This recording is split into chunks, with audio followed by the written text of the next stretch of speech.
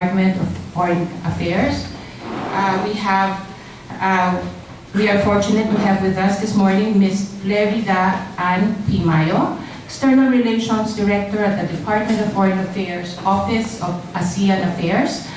She is actually a career diplomat, having been with the DFA since 1982, and has taken on various posts in the Home Office covering ASEAN affairs, personnel, management and administrative services, and European affairs. She has also held foreign service assignments in Europe, Hong Kong, and Canada. At her current post in the Office of ASEAN Affairs, she oversees Philippine policy positions on and coordinates engagement with ASEAN external partners. Without further ado, may I call on Director Mayo for the response.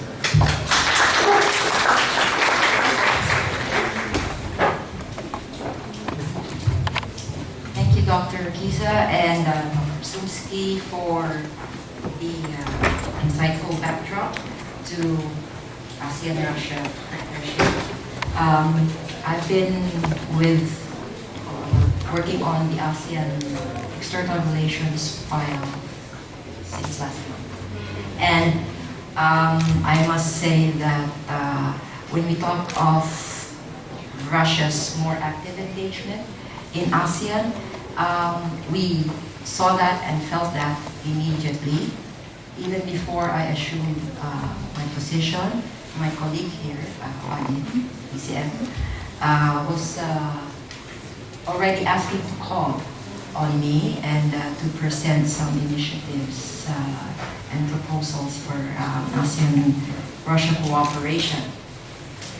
And when we take stock of opportunities for that partnership, I must cite the excellent work of Dr. Sumsky and the Eminent Persons Group created to examine how ASEAN-Russia partnership or ties can evolve into a strategic partnership. And principally, they were looking at multi-dimensional cooperation. And this is something you mentioned. I think they were specific about elevating engagement with the Shanghai Cooperation Organization and the Eurasian Economic Union. Of course, they also looked at ways to advance political, security cooperation, economic and socio-cultural cooperation. That said, from where we stand, we see a solid foundation and common ground on which to build those ties. After all, Russia is a full dialogue partner for the last 20 years. It is present in EAS, the East Asia Summit, in the ASEAN Regional Forum. We have a joint cooperation committee with Russia, a joint planning and management committee, an ASEAN-Russia Dialogue Partnership Financial Fund. So I think Dr. Sumsky, we're being modest when we say that we have limited engagement, but for a relatively young partner of ASEAN, we have a relatively advanced framework for cooperation. You mentioned trade and investments growing despite, I don't know if this is because of the Look East policy of Russia, but in any case, we find that in the recommendations of the Eminent Persons Group, there is convergence with the priorities of Philippine chairmanship of ASEAN next year, and the overarching theme is partnering for change and engaging the world. So when we say partnering for change, the idea here is to bring change closer to the people and have ordinary citizens feel the benefits of their ASEAN citizenship. And engaging the world to us precisely means intensifying our ties with the SCO, the 8 and other organizations such as the Pacific Alliance, the Gulf Cooperation Council.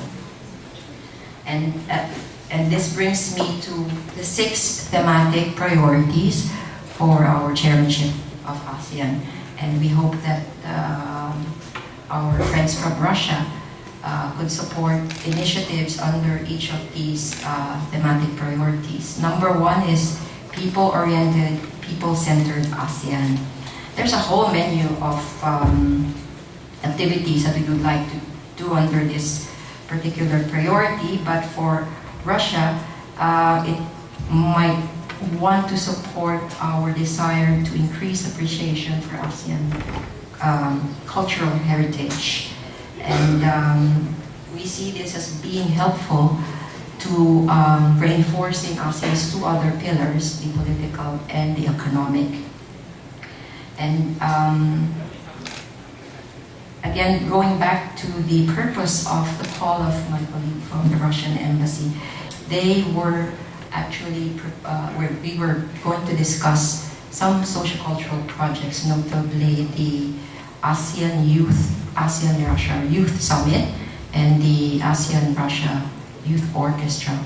We see in cultural projects an opportunity to socialize the partnership, not just ASEAN and the ASEAN-Russia partnership. And we are coordinating, we will be coordinating with them to probably deliver this during our chairmanship. The priority theme number 2 is regional peace and stability. We'd like to rally support for the ASEAN Institute for Peace and Reconciliation. CBE, countering violent extremism, is another area where Russian strengths can be brought to bear. And of course, something close to our President's heart, support for a drug-free ASEAN.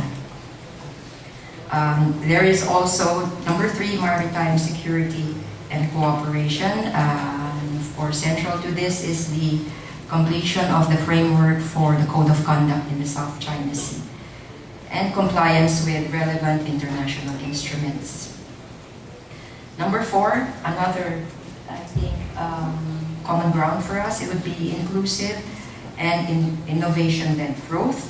We are asking our external partners to increase cooperation in ASEAN connectivity, to support ASEAN connectivity.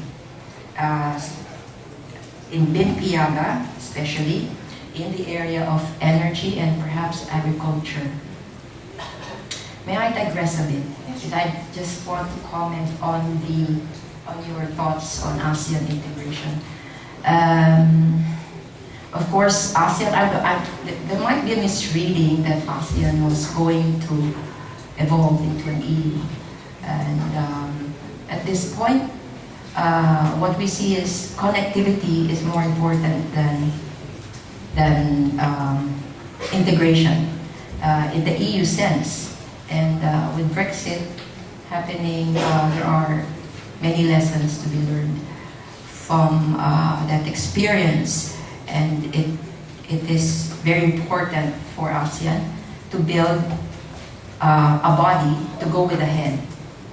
So, so we said inclusive and innovation-led growth. We are also looking to integrate our MISMEs in the digital economy, and to develop an innovation-led or driven economy, perhaps with Russian know-how. The 5th is a resilient ASEAN. So we'd like to promote disaster risk reduction and management and climate change adaptability. And we have the ASEAN Biodiversity Center in Laguna, which is a pride for us, and we'd like increased prominence for that. And finally, we have ASEAN as a model of regionalism, and a global player. Here we mean institution building, the updating of the ASEAN Charter. There is some sensitivity to using the word review of the ASEAN Charter, so we are working on the likely parameters of updating that charter. And of course, there will be at the national and regional levels commemorative activities to celebrate ASEAN's 50th birthday. So it's not just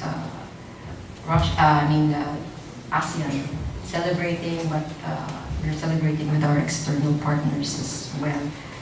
So with the recommendations of the Eminent Persons Group, our 6 thematic priorities, and we do have a plan of action for ASEAN-Russia partnership from 2016 to 2020, and have our work cut out for us. Thank you.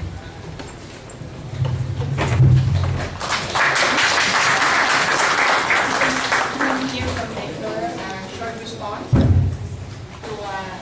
the suggestions of Director Mayo.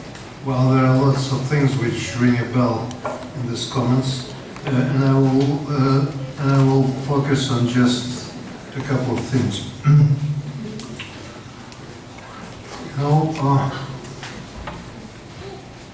Talking about the models of integration and about the lessons of Brexit for ASEAN.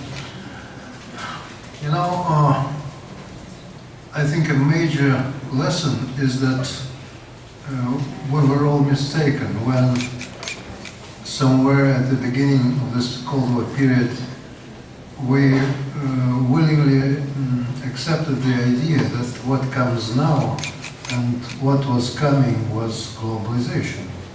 Will erase all previous achievements in terms of national integration, for instance, will make it unnecessary.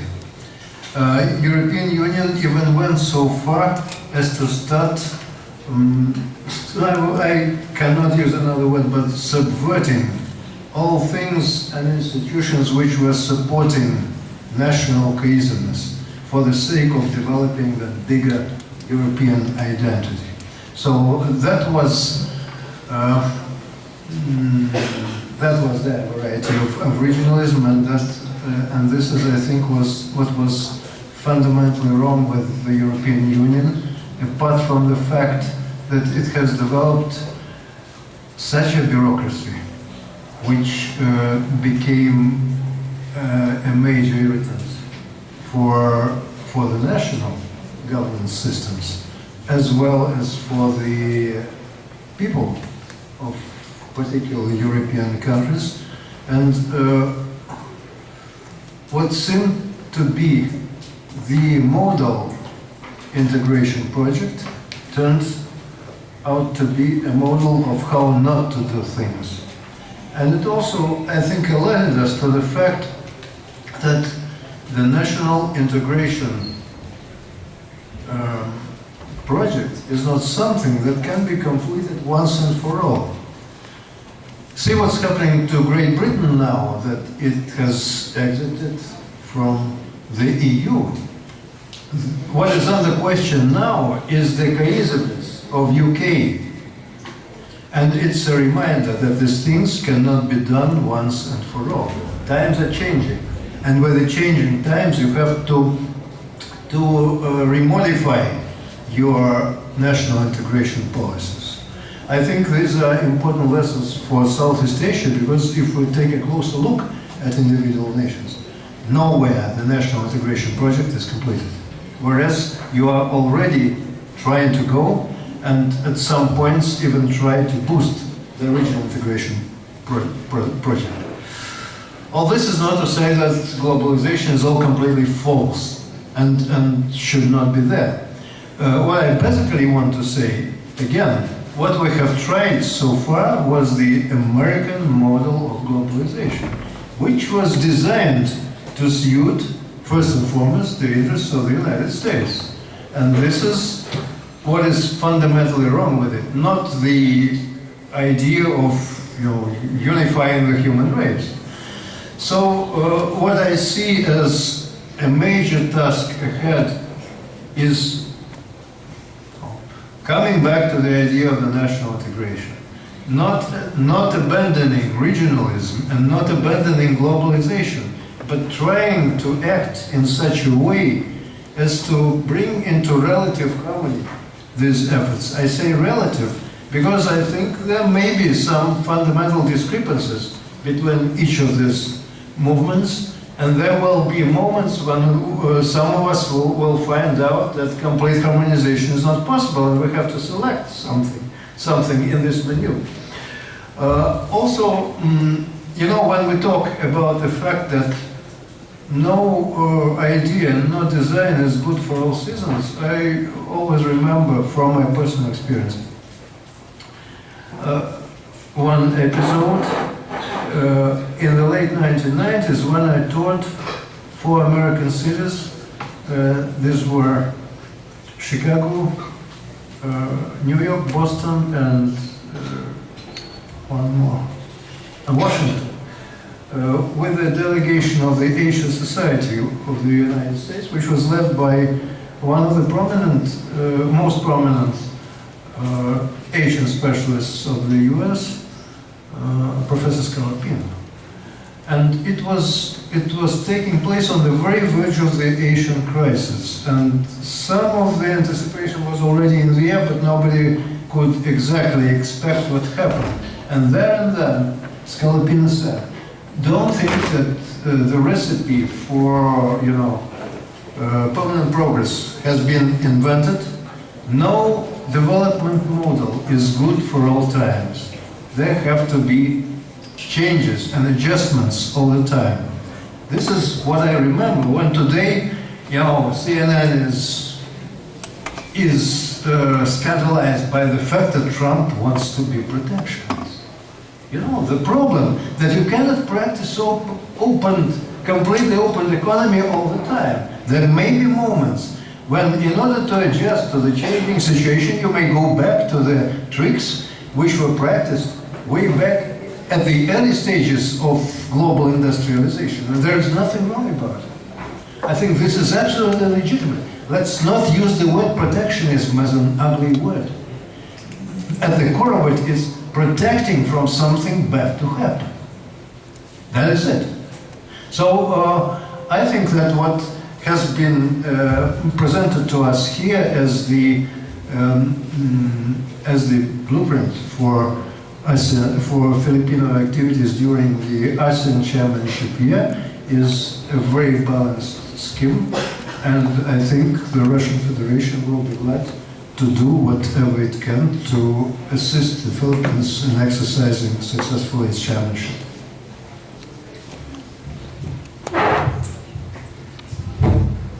Thank you so much. Now that we've heard from our distinguished